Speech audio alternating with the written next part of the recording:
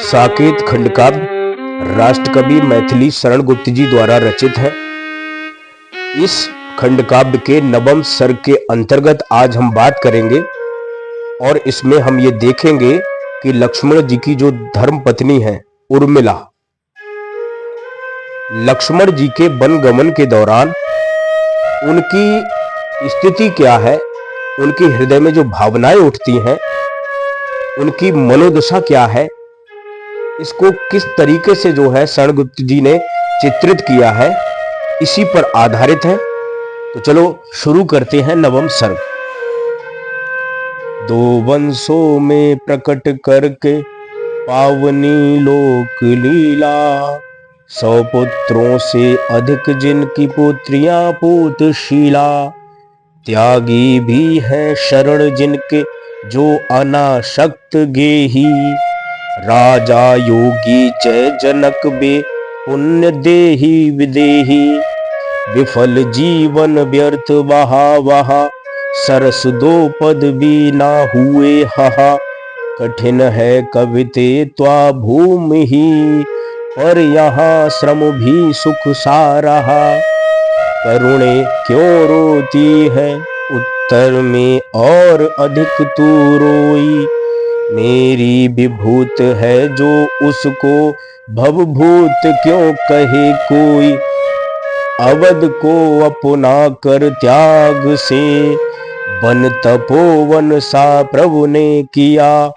भरत ने उनके अनुराग से भवन में वन का व्रत ले लिया, स्वामी सहित सीता ने नंदन माना सगन गहन कानन भी, वन उर्मिला वधू ने किया उन्हीं के हितार्थ निज उपवन भी, अपने अतुलित कुल में प्रकट हुआ था कलंक जो काला, वह उस कुल वाला ने अश्रु सलिल से समस्त धो डाला, भूल अवध सुध प्रिय से कहती जगती हुई कभी आओ, किंतु कभी सोती तो उठती वह चौक बोल कर जाओ, मानस मंदिर में सती पति की प्रतिमा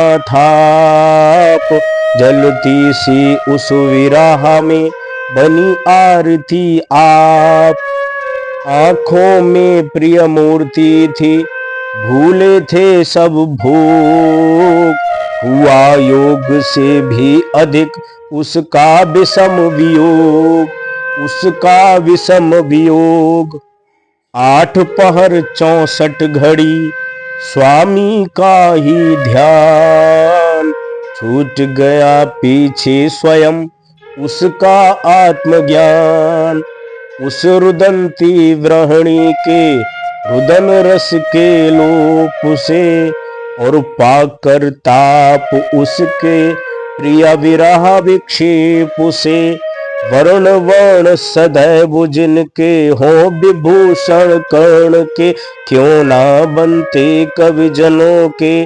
ताम्रपत्र सुवर्ण के, पहले आंखों में थे मानस में कूद मग्न प्रिय अवधे, छींटे वही उड़े थे बड़े बड़े अश्रु बेकव थे, उसे बहुत ही थी विरह के एक दंड की चोट, धन्य सखी देती रही निज यत्नों की ओट, सुदूर प्यारे पति का मिलाप था वियोगिनी के वश का विलाप था, अपूर्व आलाप हुआ वही बड़ा, यथा विपंची जिड़ डाड़ डा, सींचे ही वस माल ने कलश ले कोई न लेकर तरी, शाखी फूल फले यथेक्ष बढ़ के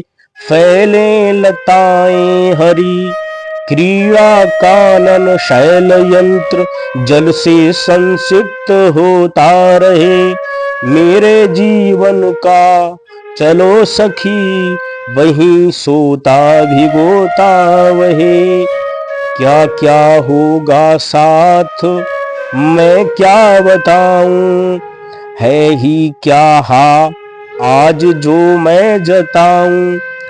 तो भी तूली पुस्तिका और वीणा, चौथी में हूँ पांचवी तू प्रवीणा।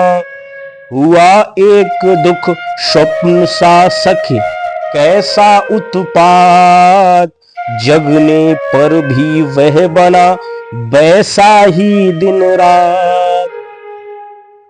खान पान तो ठीक है पर तदंतर हाय। खान पान तो ठीक है पर तदंतर हाय। आवश्यक विश्राम जो उसका कौन उपाय। अरि व्यर्थ है व्यंजनों की बढ़ाई, हटा थाल तू क्यों इसे आप लाई। वही पाक है जो बिना भूख भावे, बता किंतु तू ही उसे कौन खावे। बनाती रसोई सभी को खिलाती, इसी काम में आज मैं तृप्त पाती। रहा किंतु मेरे लिए एक रोना, खिलाऊं किसे मैं अलोना सलोना। वन की भेंट मिली है एक नई वह जड़ मुझे जी जी से। खाने पर सख जिसके गुण गोबर सा लगे स्वयं ही जी से। गुण गोबर सा लगे स्वयं ही जी से। रस है बहुत परंतु सख विष है विषम प्रयोग। बिना प्रयोगता के हुए यहाँ भोग भी रोग, यहाँ भोग भी रोग। कितनी अनूठी शैली है राष्ट्र कवि मैथिली शरण गुप्त जी की। लाई है क्षीर क्यों तू हट मत कर यूं, मैं पीऊंगी ना आली। मैं हूं क्या हाय कोई शिशु सफल हटी, रंक भी राज्यशाली। माना तूने मुझे है तरुण विरहिणी, वीर के साथ व्याहा। आंखों का नीर ही क्या कम फिर मुझको चाहिए और क्या हा। चाहे फटा फटा हो मेरा अंबर अशून्य है आली। आकर किसी अनिल ने भला यहां धूल तो डाली। धूल धूसर है तो क्या यो तो मृन्मत्र गात्र भी। वस्त्र ये वल्कलों से तो श्रम्य सुपात्र भी, श्रम्य सुपात्र भी। फटते हैं मैले होते हैं सभी वस्त्र व्यवहार से, किंतु पहनते हैं क्या उनको हम सब इसी विचार से। हम सब इसी विचार से, हम सब इसी विचार से। अद्भुत पंक्तियां हैं, अद्भुत।